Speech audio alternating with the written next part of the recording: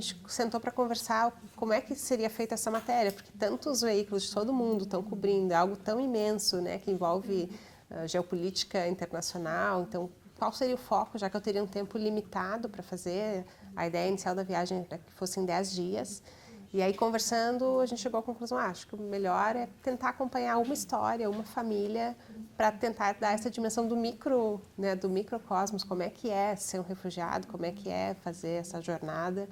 E aí eu saí com essa ideia de tentar acompanhar um grupo sem saber, na verdade, se seria possível. Que eu queria, né, que fosse uma família. Até a minha ideia inicial era reconstruir a rota do menino Aylan, que ele, né, que tinha essa história famosa, emblemática do menino que morreu nessa travessia, e por isso que eu escolhi ir para Kos. Eu cheguei a Bodrum também, na Turquia, que foi a praia onde o corpo foi encontrado, né, onde o menino morreu. E de lá, daí fui para Kos, que era o destino onde ele não chegou. Então a ideia era pegar outras famílias que conseguiram, né, fazer essa rota que ele não conseguiu. E aí eu logo vi umas crianças brincando na praia, cheguei a conversar com outras famílias também, mas eu tinha a minha ideia era que fosse uma família que tivesse crianças. E aí vi as crianças na praia, e aí eles me levaram para falar com o pai, eu vi que o pai falava inglês, então isso se tornou possível, porque como eu também não tinha tradutor e tinha a questão do idioma, que eu teria que falar inglês, então vi que tinha criança, até o menino, por coincidência, tinha a mesma idade do Aylan. A menina Tala tinha 5 anos, que é a idade da irmã do Aylan, que morreu também. Então eu achei que era uma história emblemática e a família se mostrou receptiva, ele falava inglês, então eu vi, é possível. Daí no final da entrevista já eu perguntei, posso acompanhar vocês? E ele disse, pode. Mas eles nem acreditavam que eu ia mesmo. No início, assim, eles ficaram bem surpresos, depois quando viram que eu ia mesmo junto com eles. E assim que começou.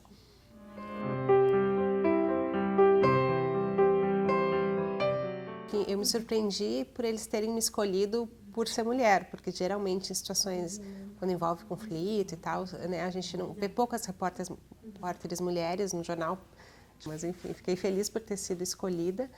E lá eu fui muito bem recebida, assim, porque tinha um lado que, como tem até a gente ouve falar da cultura árabe, eu não sabia como é que seria por ser mulher chegar lá, mas fui bem recebida, mas era difícil porque, enfim, caminhava muitas horas, tinha que levar o equipamento junto, banheiro, por exemplo, para mim, entrando em exemplos bem práticos, assim, era uma dificuldade, assim, se caminhava 3, 4 horas, aí chegava, passava por lugares que não tinha, banheiro, entrava num trem, tinha vários momentos, assim, que por ser mulher é mais difícil, né, porque os homens resolviam isso mais fácil, né, no meio do caminho, e então tinha essa dificuldade prática, mas eu não senti, assim, preconceito por ser mulher. Eu acho que em alguma medida até talvez facilitou, porque parecia, sei lá, às vezes eles me acolhiam assim mais, talvez não como uma ameaça, como alguém,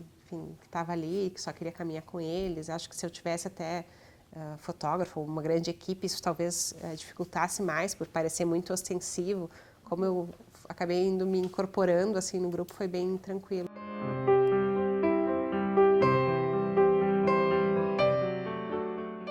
O que foi mais, uma coisa que foi difícil é que na minha voz aparecem poucas vozes femininas, né? Aí falando mais da matéria, porque a mulher, a mãe das crianças, ela não sabia falar inglês, e então eu lamento, assim, que eu queria também ter mostrado um pouco mais essa dimensão na matéria, mas eu não senti muitas dificuldades. Eu fico pensando, talvez porque eu estava na Europa, porque talvez se eu tivesse ido para um país árabe mesmo, eu imagino que teria sido muito mais difícil. Mas ali na Europa, enfim, como era seguro, porque muitas vezes até teve um momento que eu perdi a família e eu tive que caminhar, assim, sei lá, 2 horas de noite sozinha, numa região de fronteira que não era assim, Europa urbanizada, nos lugares meio remotos. Teve momentos que eu fiquei, assim, quase com medo, assim, pensei, tá, mas aí eu pensei, não, mas eu me sentia também relativamente segura por estar na Europa, então, claro, eu acho que se fosse outros países, né, se eu estivesse na Síria, talvez o fato de ser mulher talvez fosse um pouco mais difícil, talvez eu me sentisse mais insegura, mas ali eu acho que era muito mais uma coisa assim de que para qualquer pessoa seria difícil, porque por essa questão física de ter que caminhar muitas horas sem dormir, sem comer, direito, comendo bolacha, né, no caminho, então teve essa dificuldade física. E para mim, na matéria, o momento mais difícil foi quando esse momento em que eu perdi a família, porque até então eu me sentia amparada pelo grupo, né? Eles me tratavam como uma deles. E aí, quando eu fiquei sozinha, eu perdi minha família. Era uma sensação de realmente estar sozinha. E essa foram os momentos mais difíceis para mim.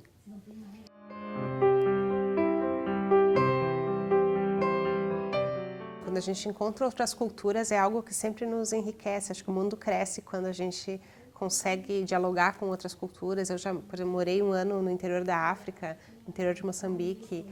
Era um ano assim, mais como voluntariado, não foi diretamente jornalístico, mas também fiz matérias. E eu gosto muito. Eu acho que a gente tende a, assim, como ser humano e como profissional, a gente melhora quando a gente consegue conviver com as diferenças e ver outras culturas. Então, gosto muito, assim, como Letícia. E para mim essa oportunidade de poder fazer isso, né, trabalhando e contando para as outras pessoas, eu acho que é assim muito importante, especial, né, porque representa um salto mesmo de sair um pouco do. Eu acho que as boas histórias podem estar em todos os lugares, pode estar na nossa esquina, mas ou do outro lado do mundo. Mas é legal ter esse olhar de distanciamento e voltar e contar, né, para os leitores daqui um pouco daquilo. E para mim foi muito emocionante a repercussão dos leitores, porque eu recebi assim, muitos e-mails das pessoas.